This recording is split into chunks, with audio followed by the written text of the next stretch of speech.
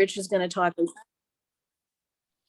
I know Rich is going to talk a little bit, or a lot, I hope, about Abington Friends. But one thing that I just wanted to add is that has been a Quaker community stewarding that property since 1697. Just to give you a little bit of history.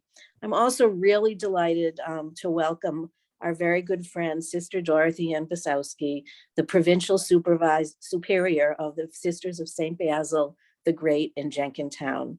The sisters have been stewarding their property since 1926. So we have some real wonderful history and commitment to the landscape of this watershed. All right, I need to give you a little bit, some Zoom tips, although we know that people have really gotten very good at Zoom. But first of all, if you haven't changed your name so that we know who you are and it's still your phone number or the head of your organization or whatever, please on your photo, click on the 3 little dots in the upper right corner of your picture. And put your name and where you're, and select rename and put your name there. We'd love to be able to see. I think we all enjoy seeing who's on the call and where people are from. So if you can take a minute to do that. You can also put your name and the organization or the place that you're from in the chat.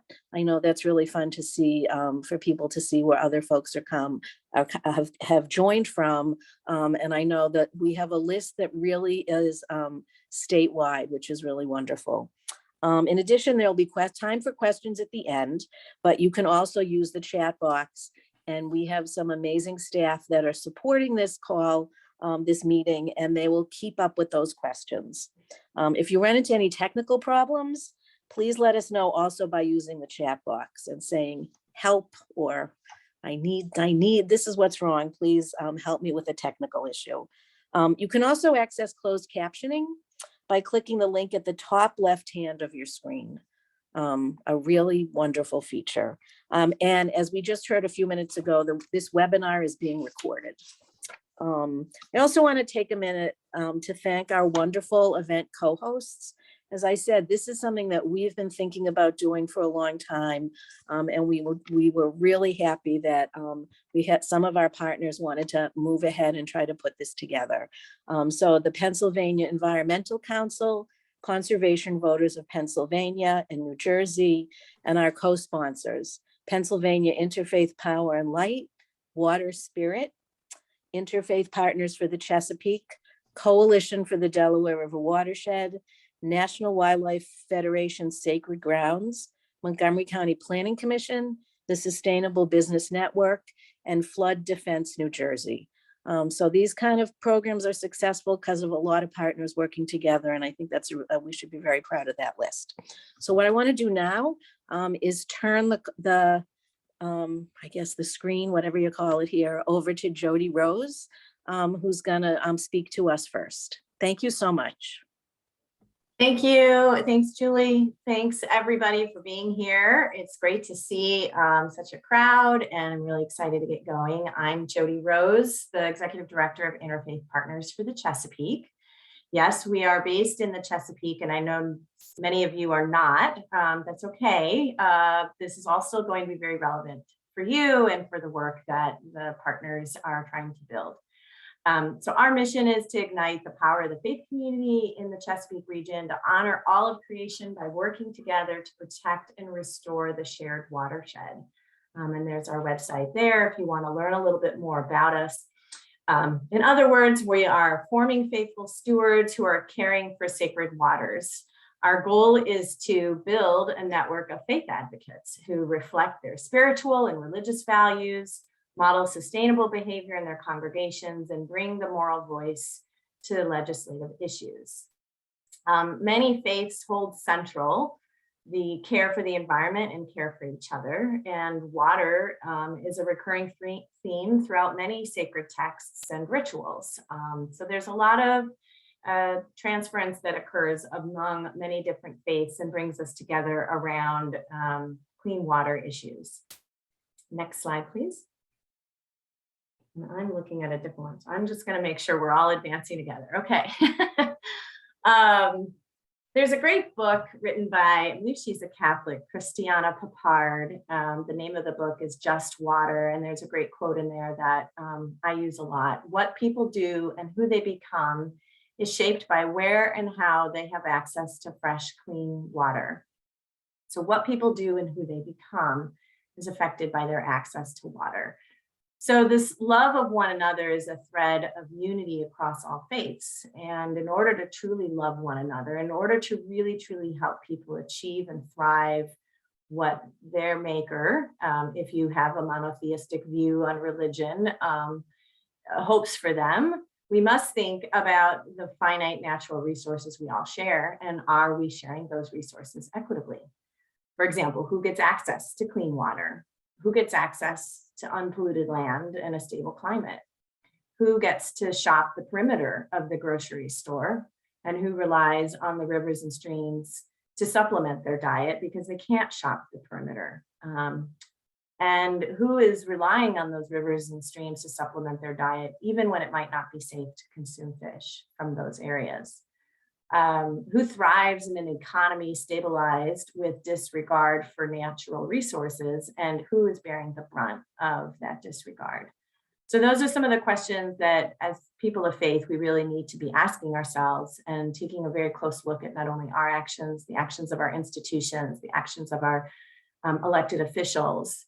And it helps to put perspective on what does this mean to care for clean water or unpolluted land or clean air. It can be for many people a lot more than just those natural resources. It can be about the human experience. So there really is no way to separate the love for one another from trying to care for the earth. And Pope Francis recognized this in his Laudato Si encyclical. Many of you may have heard of that if you haven't had a chance to read it, even if you're not Roman Catholic. It's a wonderful book. And numerous denominations and leaders, even before him, have articulated similar sentiments. So we are guests in a home, and we must care for everybody in the home now and in the future. Next slide, please. So there are over 18,000 congregations spread throughout the Chesapeake Bay watershed. That map on the left is giving you a sense for the extent of the Chesapeake Bay watershed. And of course, I recognize that there's folks here in the Delaware River Basin. And so, you're not seeing yourself on the map, and I apologize, but I think the model that we are working on here at IPCs, relative to what can be, translated to other areas. But to kind of make sure we're all on the same page, I just want to take a very quick moment and just define what a watershed is. And I use a very unscientific way to do that. I like to think of a watershed as a really big bathtub. So if you're in your shower and you've got your shower curtain inside the bathtub the way it is supposed to be, when the shower hits the walls and the shower curtain, it all drips down into your tub, falls down, the sides of the tub. And if it sprays outside the shower curtain, it might drip down into your kitchen. A watershed is very much like that. The land creates these boundaries, and where rain falls, it will either go on, this inside part of the boundary, or the areas that are not colored there, the outside part of the boundary. And so, all of that is really to say we're all in this together. In the Chesapeake watershed itself, there's 6 states and the District of Columbia, 69,000 square miles of land. We're all in this bathtub together. It's millions of people together. So, this affects the things that we do, really affects the people around us, downstream of us. In terms of water quality, it also affects access for recreation, whether or not there's safe food, tree canopy, all sorts of things are the ways that we, the way that we, treat our lands and treat our properties makes a really big difference on the people downstream of us. Next slide, please. And this is just a quick example. If you haven't seen the impact of stormwater runoff, which many of you may have, this is, a typical 2-inch rainstorm and what can happen when all of the tributaries in an area come together into a main branch, and they're bringing with them all of the trash and things that have collected in those various tributaries or on the streets that are washed into those tributaries, and it kind of aggregates into one area and can really decimate those main branches. Next slide. And it may not even look like trash. It may look like dirt, muddy water. This is Sligo Creek here in the Maryland area, but I'm sure there's examples of this all over the place near you as well, where that sediment really comes together and affects the streams. The flow of the water, the temperature of the water, if it's in the summer, all of that really can affect the water quality and the people that are relying on those streams. So next slide, please. I think a good quote that sums this up, now that we're all sure we understand what a watershed is, by Wendell Berry: do unto those downstream as you'd have those upstream do unto you. It's a very generic way of saying it. And of course, in the beginning, we talked deeply about loving one another, and it's all really the same message. And the other quote I have up here is, the overwhelming feeling some of us can have is that we don't really know where to begin. And here is a quote from Pastor Michael Martin here in Baltimore, who has shepherded the reforestation of a 10-acre tract of land that he and his church are stewarding right there in the middle of West Baltimore. And he says, "I don't know how to change the country. I don't know how to change the world, but I do know how to have an impact in my neighborhood where my parish is." And that's really the importance of each of us taking action in our own communities. Next slide, please. So just a little bit about our organization really quickly. We do three major things in terms of our interfaith engagement. We help congregations form green teams. We have been doing this based on a study we did back in 2018 of about 112 congregations, where we found that 70% of the most impactful congregations had sustained green teams and had support from their pastors. So those two common attributes are really what drove the development of the Green Team Training Program. The One Water Partnership Program is helping congregations take action through brokered resources and connections, and then a partner congregation pledge, which really helps to solidify the commitment that people have.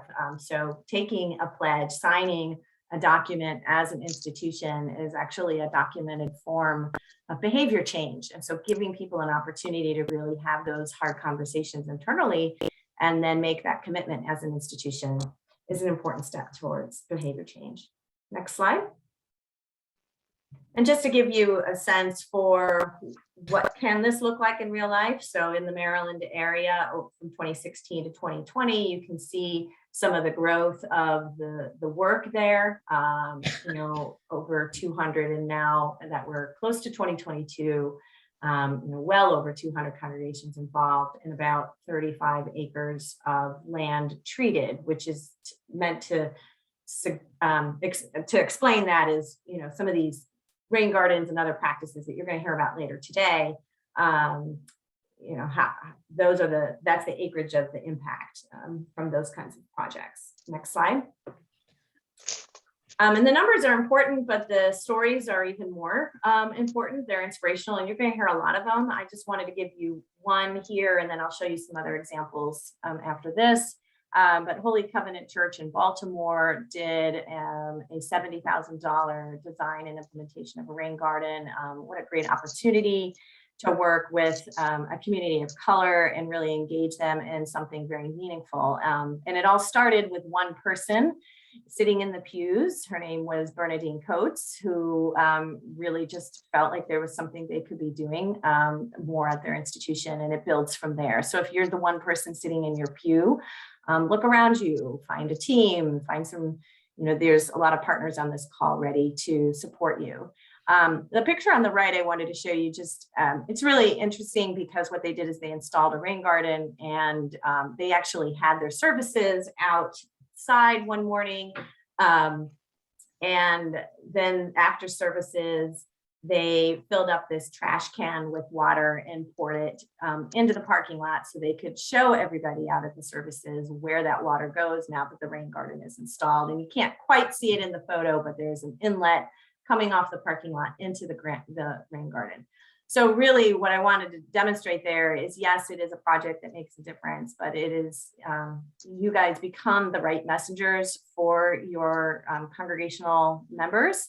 And this is the kind of demonstration and education that is just so much more meaningful coming from you versus coming from groups like me. Next slide. And we're just going to go through these really quickly just to give you an example of other projects. So here, this brownish rectangular looking thing in the foreground is a very large cistern, which is going to collect about 650 gallons of stormwater runoff off their roofs every time it rains. And they've come outside and they're doing a blessing of the cistern. Next slide. Here's a planting of a rain garden, a great opportunity to get youth involved. Next slide. This is Holy Communion Lutheran Church in Falston up in the Harford County area. They planted about 95 trees. Next slide. And permeable pavement. Here's another example. Next slide. And trash collection, of course. Next slide. So just to close here, some important things to have some success. It's really important to form a green team. Get the support from your spiritual leader, build a team of people around you. There are some resources out there. You can visit our website. There are some resources we can offer. We do offer a training. It's very Maryland focused. You're welcome to attend. We just may not be able to provide the ongoing coaching afterwards. You'll need some technical support. These nonprofits on this call are here ready to help you. Think about also, do you have engineers and landscape architects in your congregation, or maybe master naturalists? Think about the resources you already have. Start with some small wins and build on those. Avoid pain points, meaning don't go and attack the styrofoam coffee hour right out of the gate after you form your green team. Think about other smaller wins that you can build some consensus. And think about advocacy. Not everything has to be an in-the-ground project. While those are beautiful, they do need to be maintained and they need a lot of ongoing support. So helping your congregation make its voice heard in the halls of power could be something that is a better fit for you. So think about all of those things. And congregations can advocate. You are allowed as a 501c3 to spend as much as 20% of your budget on advocacy and lobbying. So there's, you may have some local state rules, but you are able to do that. And next slide. So this is our last slide. So we are here, Interfaith Partners, to help with, connecting groups to the work that you're doing. If you are a nonprofit or governmental person sitting here on the call, we're happy to do educational programming and, advise any groups on cultural sensitivity or how to develop similar programs in your area. So I hope that was helpful. Thank you. Thank you so much, Jody Rose. That was great. I love the bathtub. So thank you so much. Now we're going to have the opportunity to hear from Rich Norrie. So Rich, please take it away. Sure. Thanks, Julie. Hi, good evening, everybody. So good to see you and to share this space as members of spiritual communities and congregations. I'm head of school at Abington Friends School in Jenkintown, Pennsylvania. And we sit on 50 acres. And we've been on that same land since 1697, as Julie mentioned earlier. Our projects on the campus are rooted in our mission. And about 10 years ago, we started a program called AFS Outside, because we were really concerned and interested in the role that natural experience should play in the lives of children and in childhood. There's been a huge generational shift where it used to be that the orderly school day was counterbalanced by a lot of free time, often outside after school, unstructured, out of the gaze of adults. And that has really changed. Children now are in structured environments all the time. They're almost always indoors, and they're almost always on devices that mediate their experience with the natural world. And so we made a real commitment to thinking about the role our campus can play in the lives of children. It's also connected to a deep Quaker value on stewardship. We want to introduce our children to the environment. There was a great quote that we came across at the beginning of AFS Outside, which was, we need to teach children to love the earth before we ask them to save it. And so the stewardship component is really important as well. And when we think about the role of natural experience in children's lives, it's huge. Think about the difference of the focal point of your eyes, or the focal length of your eyes, between looking at a screen and being outdoors and having the horizon be that experience. Think of the aesthetic experience of light changing throughout the day, of air, of each season and the effect that it has.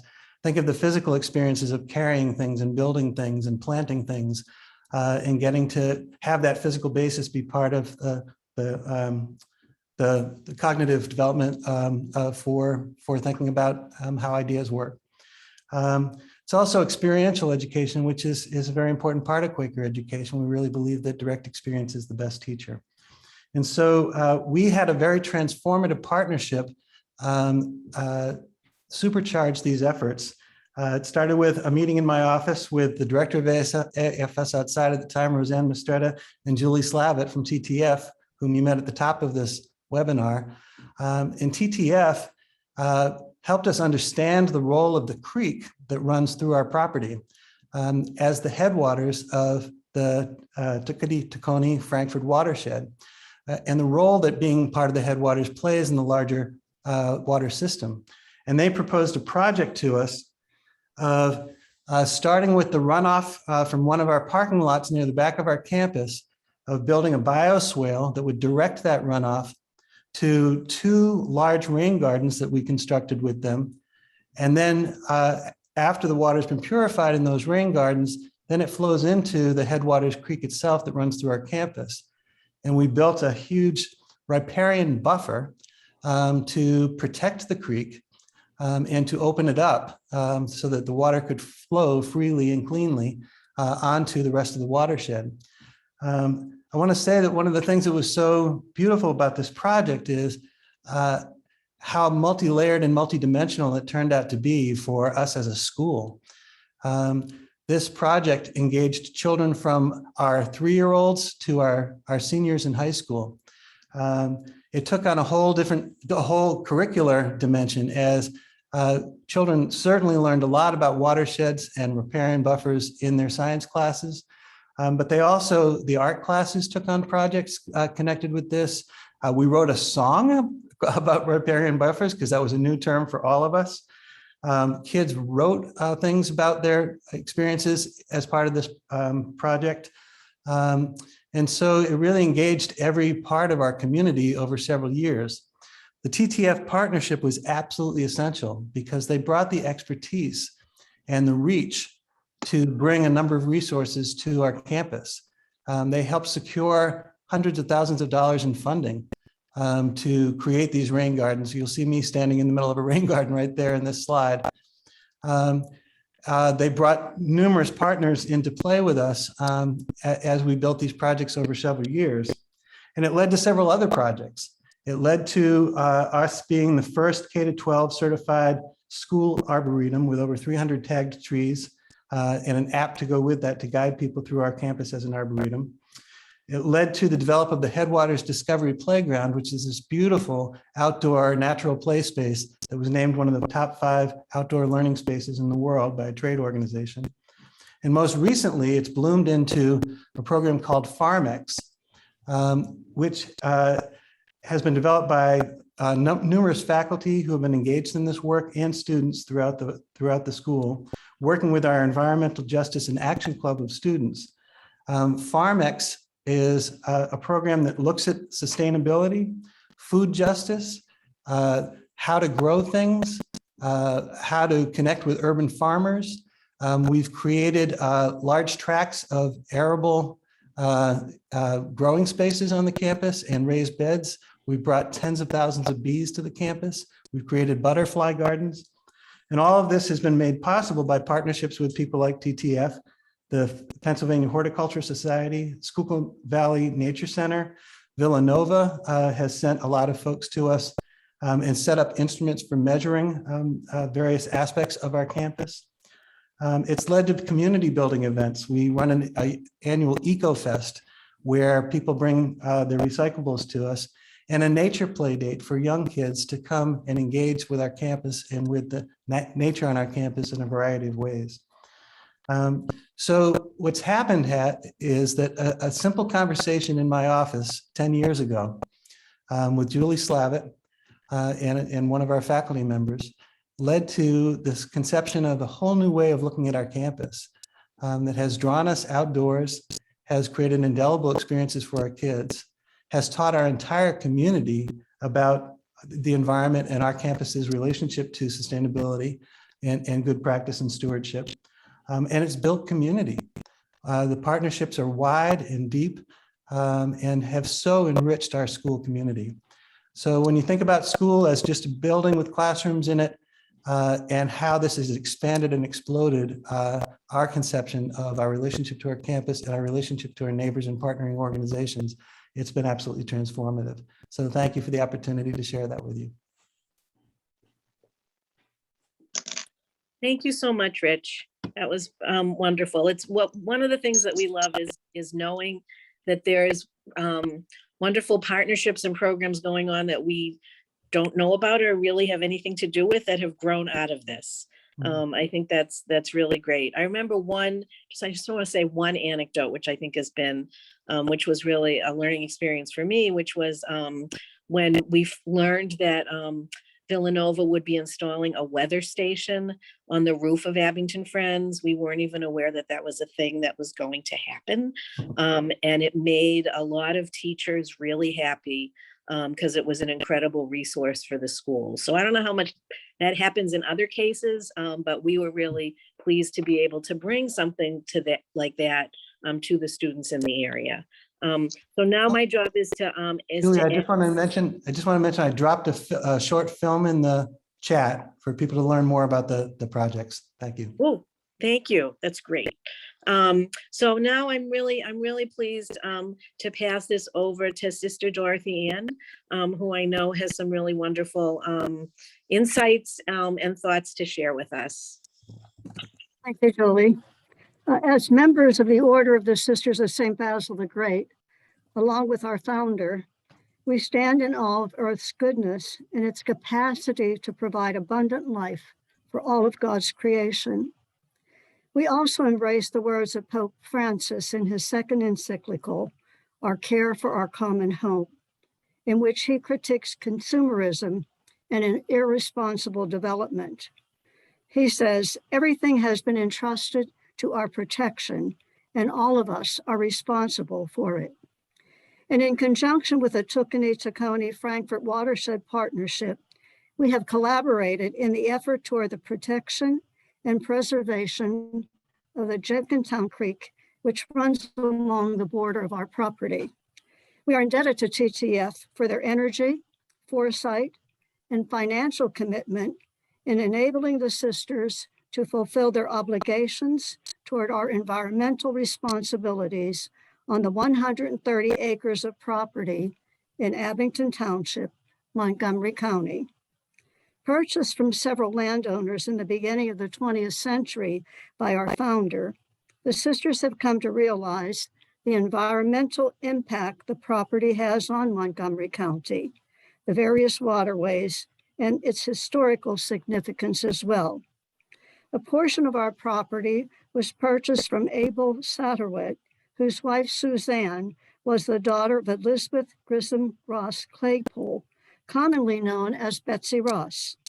After her retirement, Betsy Ross moved to Abington to live with her daughter in what we call the Yellow House. We value this historical significance and seek to preserve the grounds on which it stands. Our desires to do this dates back to February 2004, when we approached Katie McGinty, then Secretary of Environment, to seek funds for the revitalization of our orchard, which was decimated. Katie informed us that there were no grants for such a project, but was interested enough to send John Hines from her office and John Boozer from the Pennsylvania Department of Environmental Protection to tour our property in order to identify other possible grant opportunities. Both were impressed with the diverse resources on the site. This was followed by a suggestion from Secretary McGinty's office to do a site and restoration plan of the campus. Pat Quigley from PAQ Incorporated and Neil Bellinger from Delta Group were contacted to submit a proposal to conduct the study. A proposal for $10,000 was granted to conduct a study consisted of 3 tasks: field reconnaissance, site analysis mapping, and recommendations. A grant proposal in the amount was submitted to John Agee, Chief Grants Unit in the Department of Environmental. A grant was received and a contract was signed with Pat. In September 2005, work commenced. With the assistance of Susan Harris from the Montgomery County Conservation District, we received the Growing Greener grant in the amount of $120,789 with a matching $20,336 in contributed services from our institution. This was to address the erosion problem on our grounds. This included putting new topsoil and the planting of biotension vegetation in the area between Manor College and the Mother House on Earth Day. Students and staff from St. Basil Academy and Manor College, along with the Montgomery County Conservation Group and other individuals from the area, planted 85 trees. In addition, a cistern was installed behind what we call the car burn to reuse rooftop rainwater, directing the rainwater to the orchard. Gutters erected on the barns directed the rainwater to the orchard, in addition of a cistern behind the car barn. A bioretention area, vegetated swales, fencing, and riparian buffer was installed on the pasture side of the property where we have horses, as well as roof gutters to capture and reuse rainwater. The second grant, with funding available for implementation of projects in the Tacony-Frankfort watershed, would have completed the conservation recommendations report of Pat Quigley. This was to include the removal of the concrete swimming pool and conversion to a constructed wetland and bioinfiltration trench. However, this was not completed. This grant was funded by the National Fish and Wildlife Foundation and is shared with Abington Friends School. This is specifically for the area around the swimming pool. In a continued effort toward the protection and preservation of the Jenkintown Creek, a little rain garden was constructed behind Manor College. Future plans are to look at the status of our grotto, the swimming pool and creek, and to pursue grants in order to correct conservation problems in those areas.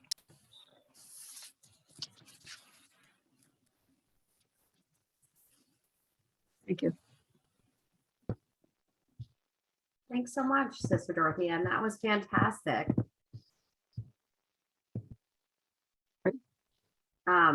Sorry, let me scroll. So good evening, everyone.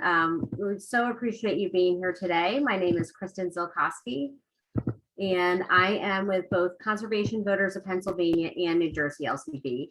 We're 2 statewide organizations working in Pennsylvania and New Jersey, respectively, and we elect environmentally responsible candidates to state and local offices.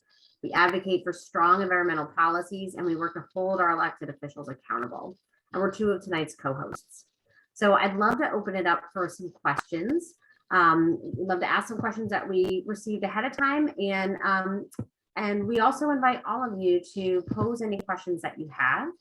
If you can go ahead, you can use the chat feature that you should see, the little sort of rectangle with the line sticking out that says chat, and you can enter your question there. And if you are brave, you can also feel free to take yourself off mute and ask it. But I'm going to start off with a question that was posed tonight. Virginia is asking, and really to open this up to, I think, everybody, is there any of the speakers or presenters tonight, or is anyone on the call part of local tribes, or have any organizations partnered with local tribes for this kind of protection and restoration work? I'll start with our speakers tonight. Kristen, we are not yet engaged with the Lenape in our area. This is our 325th year, though, as a school, and we're using it as a year of inquiry into our past. And part of that is thinking about the origin of our land, the origin story, and the land acknowledgement. So we are doing that research right now, but we have not yet connected. Thank you. I would just agree. I think a lot of institutions are taking a second look at that. We have been working with Chief Coker of the Lenape tribe here in Maryland and are doing some educational joint programming. But yeah, we're still kind of coming along in that as well. I know that through the Alliance for Watershed Education, they've been offering a number of resources in terms of working with Indigenous tribes to sort of support restoration in other places as well on tribal lands. So that's one additional resource, I think, that's out there. I think a lot of the groups, at least I know for us, a lot of our watershed organizations are very interested, and some are starting to do that work. The name Tukani Tikoni comes from the Lenape word, which means woods or hidden place. And we try to remind people about that, but I think we certainly have a lot of work to do in that area. Thanks to everyone. And thanks so much for the resources that folks are sharing in the chat. This is really incredibly useful. So I know David's posted that he'd be willing to make introductions. So thank you, David. That's really excellent. Michael's reminded us that tomorrow, actually at noon, Conservation Voters of Pennsylvania and Penn Future are co-hosting a conversation with the Lenape of Pennsylvania. So you're welcome to join that. And Alex, thanks so much for posting about ties of the Lenape in Oklahoma to Delaware and the region. That's excellent. So I'm going to turn over to another question that we had. I'd love to get a sense of, Rich and Sister Dorothy Ann, could you speak a little bit more about sort of how do you keep up with maintenance of the projects that you guys have put in over the years? Yeah, that's a really good question. So in our case, and especially now that we've gotten into Farm X, we've had to really systematize community involvement and community engagement in the maintenance of these projects. And as a school, especially the summertime is especially important because that's when things really get out of control and nobody's around to tend to things.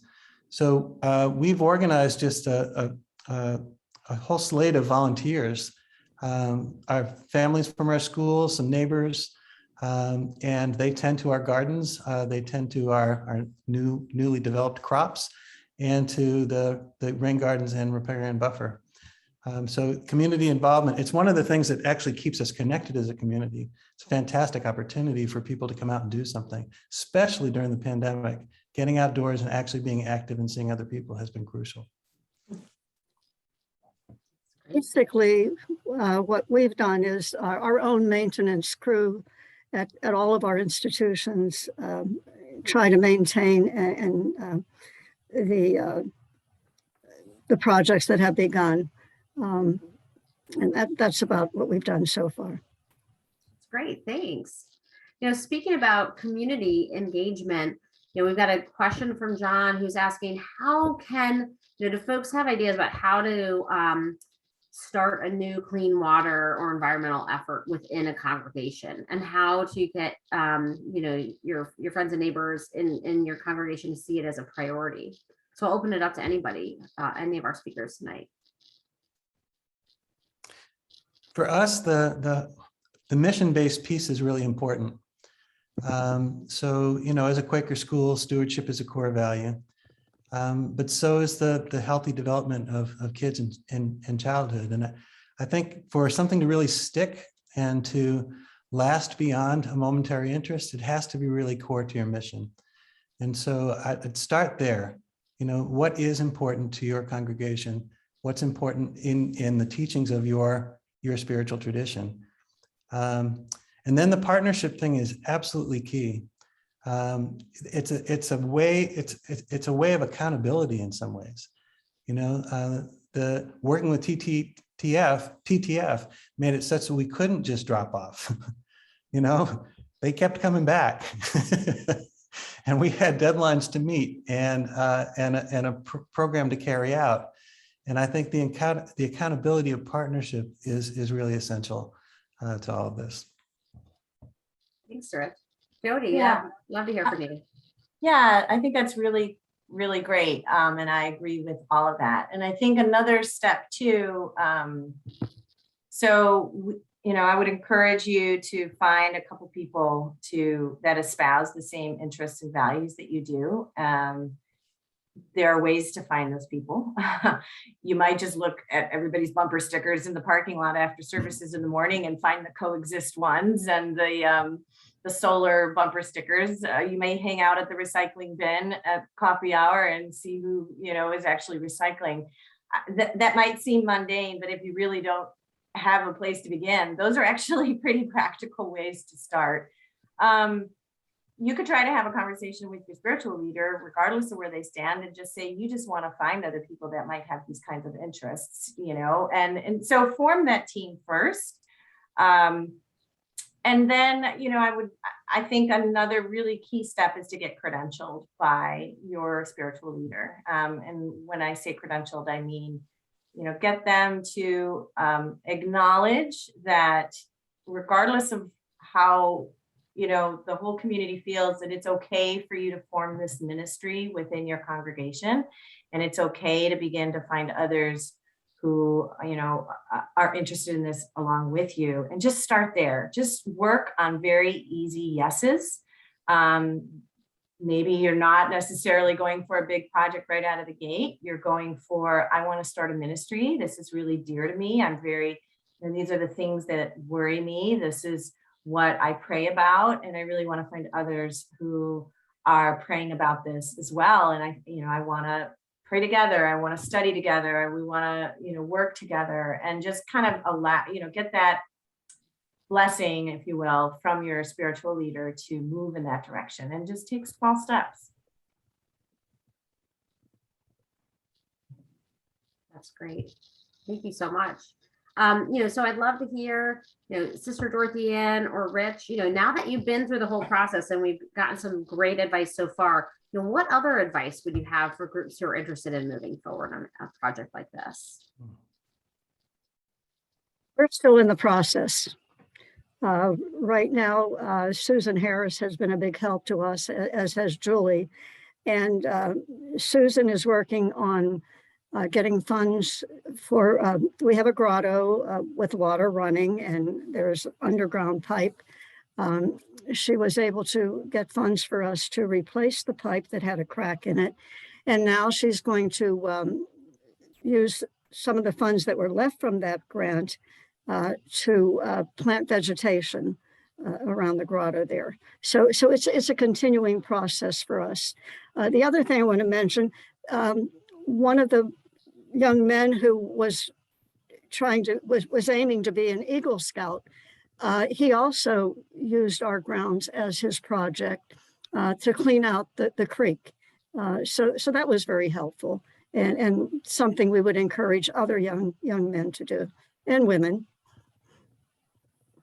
Yeah, that's very helpful. I would add that from a leadership perspective, what I look for is what's the opportunity for breakthrough in the organization, and what that looks like is you've got a group of people who are interested over here, you've got some expertise over here, you've got the possibility of resources over here, and if you can connect the dots of the things that people are really interested in, where the energy is building, and then find a way to back that, rather than, you can't start from nothing.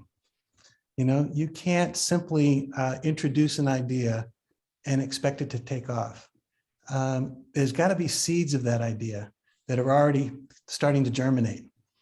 And when you connect the dots between energy, resources, and mission alignment, then you've got something that can really take root and develop and grow.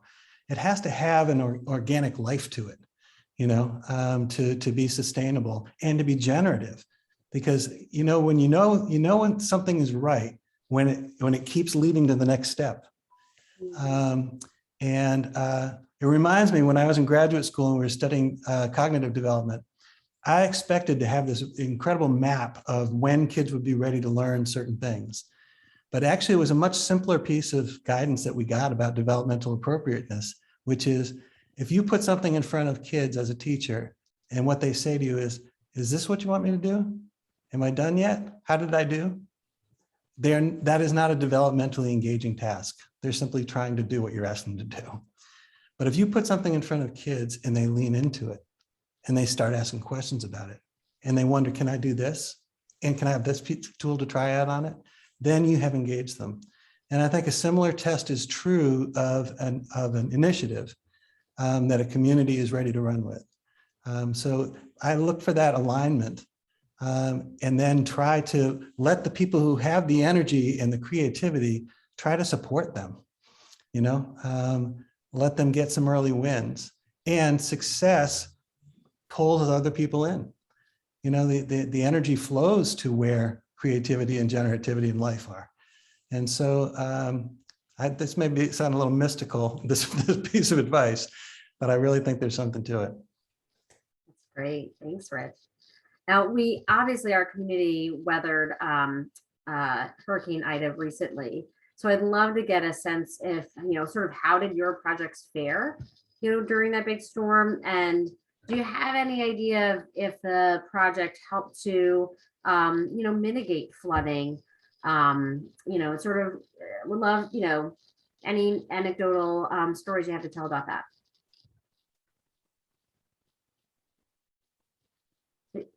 So Dorothy Ann, do you have any thoughts on that? How did your project do during the storm?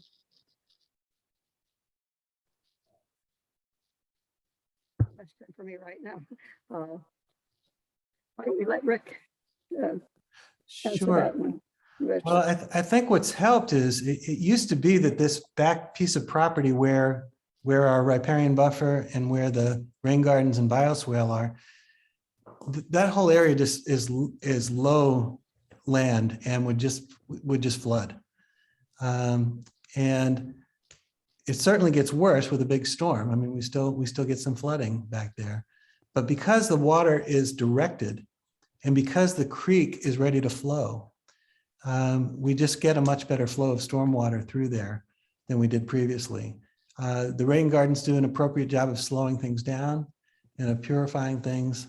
And then a healthy creek is better able to handle the extra water than previously. So we see an improvement. But a heavy storm does damage. That heavy storm really wiped out some of our farming stuff for sure. It needed a lot of repair. Just really helpful to keep in mind. And we've gotten one more question from John. So can you share any advice on addressing the fear that may exist that we don't have the money for this? I know Sister Dorothy Ann shared a really, creative idea about having like Eagle Scouts. So yeah, would definitely love to hear about like how are there tips to keep the cost down and how do you convince folks to make the investment? Well, again, are you looking for other participants too in this or? Go ahead, Rich. Yeah, I'm sorry. Well, I think for one thing, as I said, the TTF partnership was incredible in terms of creating access to funding. And I know Sister had the same experience. The other piece too is the partnership piece multiplies resources. Like the Pennsylvania Horticultural Society, they got interested in the fact that we were doing all this work outdoors, and they made Meadowbrook Farm near us available for a full year program of 4th grade involvement at the farm. Similar things happen with the Schuylkill Valley Nature Center. And so when you get like-minded organizations together where you can kind of multiply each other's resources and amplify each other's reach, that definitely helps keep costs down. It makes things possible that that you don't have any funding for, but people make up a big difference. So I would say 15 years ago, we were a fairly isolated school. We even did some market research that said we were fairly invisible to the world around us. And we made a concerted effort to really build a network of partnerships. And it's like the fishes and the loaves, they just keep providing sustenance and energy and ideas. Thanks, Rich. Jody, did you want to add anything? Yeah, I just wanted to say that what we've observed is, well, the grants are really important. I won't state that. But we have seen a lot of congregations doing capital campaigns in creative ways. One that comes to mind that I like sharing this is the Green Team has encouraged members of the congregation to determine their climate footprint, and they have like a formula, and people can then make like a gift to the Green Team that's proportional to, like, they almost self-tax themselves for their carbon is essentially how they're doing that. It's really a creative thing. It really gets people to kind of think about that in their own daily lives, and then they make that gift to the Green Team, and that's how they're raising money for different things. But I mean, I've been very impressed at the thousands and thousands of dollars that congregations are raising internally through religious foundations, through low interest loans, things like that, that some denominations have access to. So, hopefully that's not going to be the one thing that stops. I think if the energy and the motivation and the commitment is there, I do think that barrier can be overcome. Great. Thank you so much. Well, I'm just mindful of time. I know it's a weekday evening, and so this conversation has been excellent. And I'm inviting my colleague Sue Myeroff to talk about next steps. So Sue, come and join us. Hi, thanks, Kristen, and good evening, everyone. I'm Susan Myeroff. I'm the Watersheds Program Director for the Pennsylvania Environmental Council. We're a statewide nonprofit and one of the co-hosts tonight, and so we are just thrilled to be here. Once again, I really want to thank our speakers, Jody, Rich, and Sister Dorothy Ann. Thank you so much for sharing your journey and your stories with us. We're just really grateful that you took the time to be with us tonight. So we really hope that you're feeling motivated to take the next steps. And of course, we just heard some questions about that. This is sort of what I was going to cover very quickly. We hope that you are interested in exploring this with your faith group's property. And so before we're going to sign off tonight, I was just going to cover a couple of quick next steps, very high level, and let you know that we actually plan a follow-up to this webinar where we're going to get into more detail about those steps and also about the different resources available. We heard a lot tonight about grants and some funding through foundations and partnerships. All those things are really important in kind of moving forward with these kinds of programs. So right now, I just want to quickly go through like these 5 quick steps and let you know that this is coming from this really amazing guide that was just published in 2020 by the EPA. It's called Saving the Rain, Green Stormwater Solutions for Congregations. I'm going to hope with one of our partners might be able to put that link in the chat because I am not able to do 2 things at once. But anyway, this is a great guidebook to get you started. But I just want to go through quickly these first steps. And we already actually heard this from Jody. Identify the champions within your organization. Do you have members who like to garden, who like to bird watch? Do you have those that are really really enthusiastic wildlife enthusiasts? I love the idea of looking at bumper stickers, Jody. That's great. If you're really not sure where to start, do you already have a green team? Maybe you already have a group that's been looking into these issues. That's a good place to find those champions within your organization. And again, educate the congregation. Obviously, get the support of your clergy, and certainly other leadership in your congregation. And maybe discuss this with those folks that are very interested and bring it to them in terms of pitching a project idea. Definitely organize a working group and reach out to partners who might be able to help you. And then you can follow with those different steps about developing a project and obviously plan for your costs. And those are the things that we'll get into a little more detail as we go to our next webinar, I believe coming up in December. So be on the lookout for that. But encourage you to take a look at this guidebook, because it's a really great, with lots of great information. So I think that was all I wanted to mention tonight. We'll be sending you resources to help you on this journey. So please keep an eye out for that email. And as I mentioned, we are planning a follow-up webinar, and we'll get into a lot more detail. So before you leave tonight, please take our 4-question survey, which is going to be shared here in the chat and in our follow-up email to help best support you. Let us know other questions that you might have, and hopefully we'll be able to address those in our next webinar. So again, here's all of our contact information. Thank you so much to our speakers, and for all of you. We had over 50 tonight joining us. We're so excited that you're interested in this.